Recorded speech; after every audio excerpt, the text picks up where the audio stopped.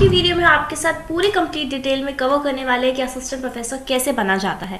क्या बिना नेट करे भी आप असिस्टेंट प्रोफेसर बन सकते हो? क्या बिना पीएचडी करे भी आप असिस्टेंट प्रोफेसर बन सकते हो? क्या नेट करने के बाद भी आपको कोई एग्जाम देना पड़ता है असिस्टेंट प्रोफेसर बनने के लिए? तो सारी डिटेल हमने आपके लिए वीडियो में कवर कर दी है।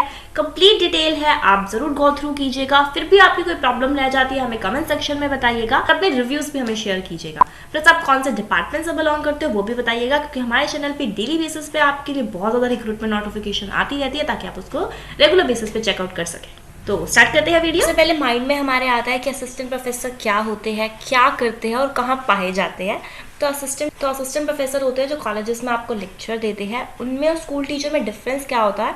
असिस्टेंट प्रोफेसर के पास एक पर्टिकुलर सब्जेक्ट से रिलेटेड, कुछ पर्टिकुलर टॉपिक से रिलेटेड काफ़ी ज़्यादा डीप इन्फॉर्मेशन होती है, तो वो आपको उसको ही पर्टिकुलर एक्सप्लेन करते हैं। तो क्वेश्चन माइंड में आता है कि असिस्टेंट प्रोफेसर बनते क्या है, तो उसके लिए आपकी जो मिनिमम क्वालिफिकेशन होती है, तो आपको मास्टर डिग्री की रिक्वायरमेंट होती है। इट मीन्स जिस भी सब्जेक्ट में आप असिस्टेंट प्रोफेसर बनना चाहते हो उस सब्जेक्ट में आपके पास मास्टर डिग्री होनी चाहिए, मतलब आप पोस्ट ग्रेजुएट होने चाहिए, तब जाके आप असिस्टेंट प्रोफेसर के लिए एलिजिबल हो गए।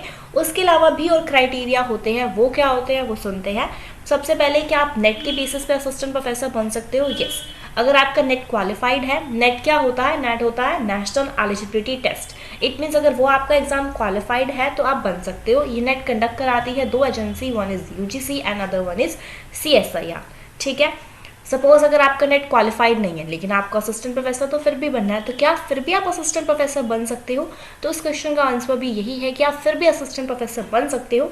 उसके क्या क्या बेसिस रहेंगे? तो उसके बेसिस रहते हैं आपके स्लेट या सेट के बेसिस पे आप बन सकते हो। अब इन दोनों एग्जाम में डिफरेंस क्या होता है? जो नेट का एग्ज़ाम होता है वो नेशनल लेवल पे होता है, और जो स्लेट या सेट के एग्ज़ाम्स होते हैं वो आपकी स्टेट लेवल पे होते हैं। अब मैं आपके दोनों में और प्रॉपरली डिफरेंस समझाती हूँ। सपोज अगर आप बिलोंग करते हो हरियाणा से, ठीक है, आपने नेट का एग्ज़ाम दिया, आपसे क्वालिफाइड नहीं हुआ, लेकिन अगर आप हरियाणा से बिलोंग करते हो और आपने हरियाणा के अंदर सेट का या स्लेट का एग्ज़ाम दिया, अगर आप क्वालिफाइड हो गए, तो अब आप हरियाणा के अंदर जितने भी यूनिवर्सिटी, जितने भी कॉलेजेस आते हैं उसके अंदर आप अप्लाई कर सकते हो। लेकिन अगर आप हरियाणा के बाहर अप्लाई करना चाहते हो, सपोज अगर आप राजस्थान में अप्लाई करना चाहते हो, तो आप अप्लाई नहीं कर सकते। तो जिस भी आप पर्टिकुलर स्टेट से बिलोंग करते हो, आप उस पर्टिकुलर स्टेट के अंदर अप्लाई कर सकते हो, उसके बाहर आप अप्लाई नहीं कर सकते। नेट ये आपके स्लेट और सेट की क्या होती है? डिसएडवांटेज होती है। लेकिन अगर आपका नेट का एग्जाम क्वालिफाइड है तो आप किसी भी स्टेट में अप्लाई कर सकते हो, तो ये नेट एग्जाम की क्या होती है? आपकी एडवांटेज होती है। ठीक है, दो सिनेरियो क्रिएट होते हैं। लाइक एक होता है कि आप यूनिवर्सिटी के अंदर असिस्टेंट प्रोफेसर बन रहे हो, एक होता है आप जो यूनिवर्सिटी के एफिलेटेड कॉलेजेस होते हैं उसके अंदर असिस्टेंट प्रोफेसर बन रहे हो। लाइक आपने देखा होगा दिल्ली यूनिवर्सिटी है, उसके अंदर कितने सारे एफिलेटेड कॉलेजेस आते हैं। सिमिलरली पंजाब यूनिवर्सिटी है, उसके अंदर कितने सारे एफिलेटेड कॉलेजेस आते हैं। लाइक जेएनयू है, वो पर्टिकुलर यूनिवर्सिटी है, उसके अंदर एफिलेटेड कॉलेजेस नहीं आते हैं। लेकिन जैसे राजस्थान हो गए, उसके अंदर भी कितने ज़्यादा एफिलेटेड कॉलेजेस आते हैं। तो उन दोनों में डिफरेंस क्या होता है? तो अगर आप यूनिवर्सिटी में अप्लाई कर रहे हो तो वहाँ पे आपको पीएचडी मैंडेटरी होगी। ठीक है, वहाँ पे अगर आपके पास पीएचडी है तो आप असिस्टेंट प्रोफेसर बन सकते हो। लेकिन अगर आप एफिलेटेड कॉलेजेस में अप्लाई कर रहे हो इन पर्टिकुलर यूनिवर्सिटी के, तो आप सिर्फ नेट के बेसिस पे, स्लेट के बेसिस पे, सेट के बेसिस पे आप यहाँ पे असिस्टेंट प्रोफेसर बन सकते हो। ये सारी जो आपकी रेगुलेशन है वो मैं आपको क्यों बता रही हूँ, और मैं आपको ऐसे नहीं बता रही हूँ, ये आपको पर्टिकुलर यूजीसी ने मेंशन कर रखी है। यूजीसी की गाइडलाइंस आई थी 2018 के अंदर, जिसमें उन्होंने ये सारी क्वालिफिकेशन, सारी डिटेल बहुत क्लियरली मेंशन कर रखी थी कि कौन सी पर्सन है वो कॉलेजेस में असिस्टेंट प्रोफेसर बन सकता है, कितनी मिनिमम क्वालिफिकेशन की रिक्वायरमेंट होती है, कौन सा पर्सन है जिसके पास पीएचडी है उसके बाद वो असिस्टेंट प्रोफेसर बन सकता है, कहाँ कहाँ वो असिस्टेंट प्रोफेसर बन सकता है। ठीक है, तो ये सारा क्राइटेरिया यूजीसी ने डिफाइन कर रखा है आपके लिए। बात होती है आपके पास मास्टर डिग्री होनी चाहिए, और मास्टर डिग्री में मिनिमम परसेंटेज कितने होने चाहिए वो भी काफ़ी इंपॉर्टेंट होते हैं। बिलोंग करते हो कैटेगरीज लाइक अनरिजर्व, ओबीसी, तो आपके पास मास्टर डिग्री में 55% मार्क्स की रिक्वायरमेंट होती है। लेकिन अगर आप बिलोंग करते हो categories like SC, ST, PWD, तो आपको वहाँ पे 55% मार्क्स की रिक्वायरमेंट नहीं होती। अगर आपके पास सिर्फ 50% मार्क्स है तो भी आप अप्लाई कर सकते हो। तो सबसे पहले आपको ध्यान देना है कि आपके कम से कम पोस्ट ग्रेजुएशन डिग्री में इतने मार्क्स आए, लेकिन जितने ज़्यादा मार्क्स आप अचीव कर सकते हो उतने ज़्यादा अचीव करो, तो जो आपका एपीआई स्कोर है वो इंक्रीज़ होता है। और अगर आपके पास नेट भी नहीं है तो भी आपके चांसेस इंक्रीज़ होते हैं कि आपको असिस्टेंट प्रोफेसर बनाया जाए। ठीक है। तो अपनी जो परसेंटेज होती है, अगर आप इस पर्टिकुलर टाइप की जॉब सर्च कर रहे हो, इस पर्टिकुलर टाइप की जॉब करना चाहते हो, तो आपके लिए बहुत इंपॉर्टेंट है कि जो आपके एकेडमिक का स्कोर है वो काफ़ी अच्छा हो, क्योंकि जो आपका API स्कोर है उसके बेसिस पे आपको देखना होता है कि वो आपका असिस्टेंट प्रोफेसर इस पर्टिकुलर कॉलेज में भी लेंगे क्या नहीं। हमसे API स्कोर कर रही हूँ, लेकिन API स्कोर होता क्या है? तो API स्कोर का बहुत इजी मीनिंग है कि इसके बेसिस पे आपको इंटरव्यू के लिए शॉर्टलिस्ट किया जाता है। तो ये 100 पॉइंट का स्केल होता है। इस पर अगर आपके 50-60 मिनिमम इतने मार्क्स बन रहे हैं तो इसका मतलब है कि आपको इंटरव्यू के लिए कॉल आएगा।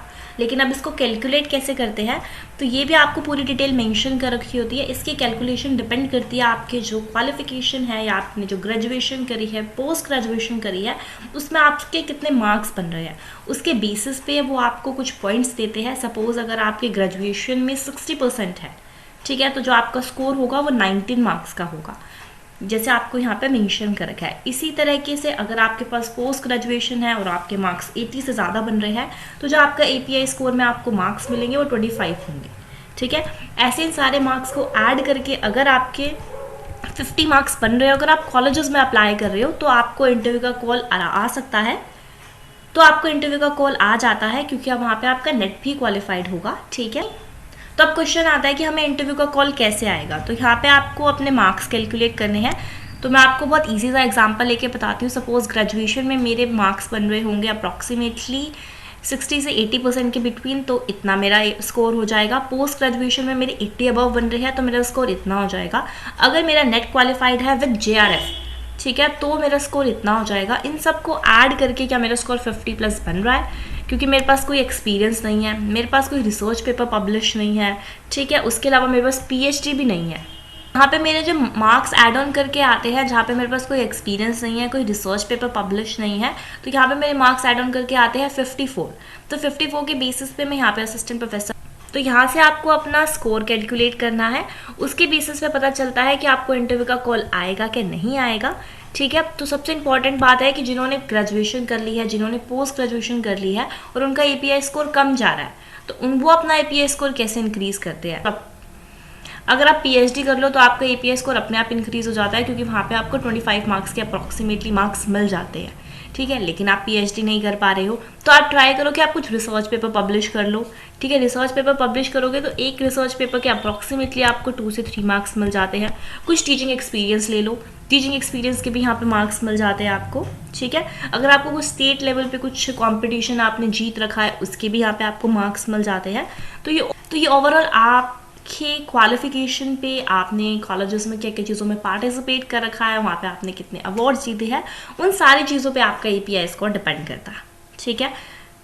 जो स्टूडेंट्स अपने ग्रेजुएशन में है, पोस्ट ग्रेजुएशन में है, वो तो सबसे ज़्यादा ध्यान दे कि वो अपने स्कोर को कैसे इंक्रीज़ कर सकते हैं। इट मीन्स वो अपनी परसेंटेज कैसे इंक्रीज़ कर सकते हैं, और वो बहुत ईजी है। कॉलेजेस में परसेंटेज लेके आना काफ़ी इजी है। अगर आप 5 साल के क्वेश्चन पेपर भी गो थ्रू कर ले और देख ले कि किस टाइप के पैटर्न के क्वेश्चन रिपीट होते हैं, तो आप काफ़ी अच्छे मार्क्स स्कोर कर सकते हैं, ठीक है। इसके लिए भी मैं आपके लिए डिटेल वीडियो बना दूंगी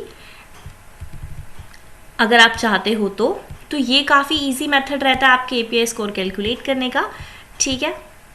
तो यही सारे रीज़न थे जिसकी वजह से स्टूडेंट्स अपने असिस्टेंट प्रोफेसर बन सकते हैं, और कुछ असिस्टेंट प्रोफेसर नहीं बन पाते हैं क्योंकि उनका API स्कोर कम रह जाता है विदाउट PhD, ठीक है। तो यही सारे आपके पैरामीटर्स थे जिसके बेसिस पे आप असिस्टेंट प्रोफेसर बन सकते हो। मैंने आपके साथ सारे पैरामीटर डिस्कस कर दिए हैं, लेकिन फिर भी आपको कोई क्वेरीज रह जाती है, कुछ पॉइंट्स रह जाते हैं जो आपको समझ नहीं आए हैं, तो आप मुझे कमेंट सेक्शन में अपनी डिटेल बता सकते हो। कौन से सब्जेक्ट से आप PhD करना चाहते हो, कौन से सब्जेक्ट से आप असिस्टेंट प्रोफेसर की प्रिपरेशन करना चाहते हो, वो डिटेल भी आप मुझे कमेंट सेक्शन में बताने का ट्राई कीजिएगा। प्लस हमारे चैनल पे आपको हर टाइप के सब्जेक्ट से, हर टाइप के डिपार्टमेंट से असिस्टेंट प्रोफेसर की पोस्ट देखने को मिलती रहती है, जहाँ पे आप विदाउट PhD, कुछ आपको ऐसे कॉलेजेस भी देखने को मिलते हैं जहाँ पे आप विदाउट नेट भी अप्लाई कर सकते हो, तो आप वो भी रेगुलर बेसिस पे चेकआउट कर सकते हो। Till then take care, happy day and stay safe.